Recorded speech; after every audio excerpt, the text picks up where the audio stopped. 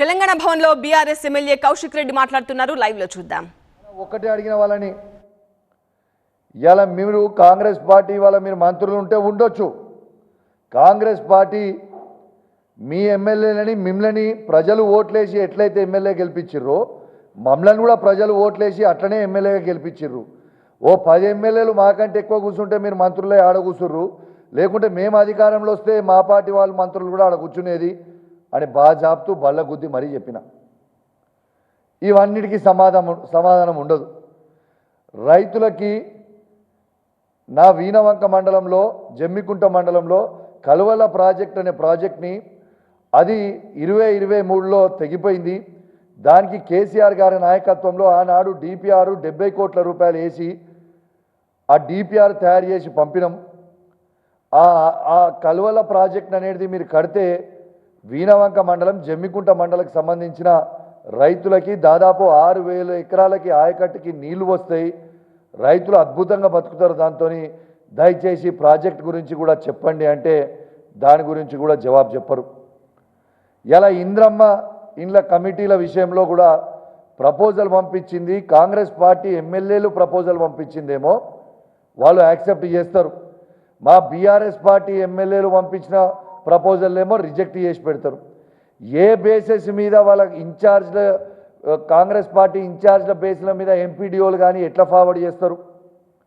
అంటే అధికారం ఉంది కదా, మా ఇష్టం ఉన్నట్టు మేము విర్రవీగుతామని అంటే ఇది ఎంతవరకు కరెక్ట్ అని నేను అడుగుతా ఉన్నాను.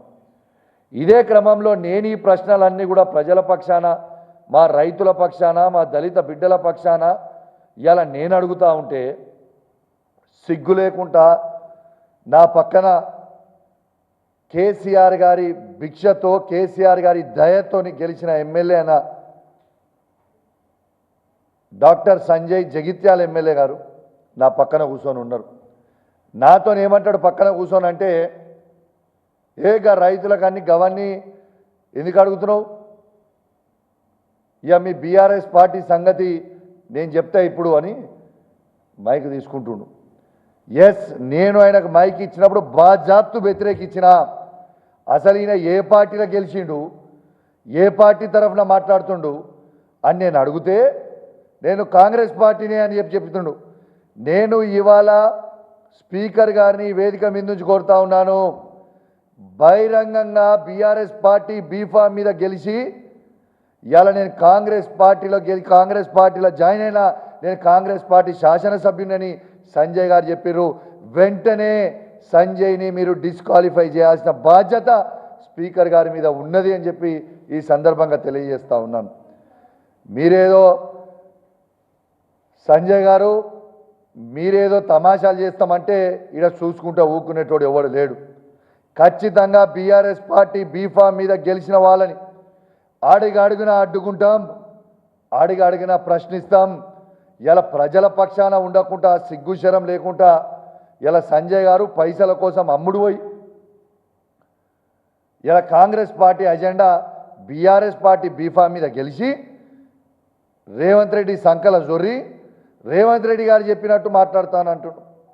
ఇలా కొంచెమన్నా సిగ్గు శరము లజ్జ మానం లేదా అని చెప్పి అడుగుతా ఉన్నా నేను ఈ సంజయ్కి.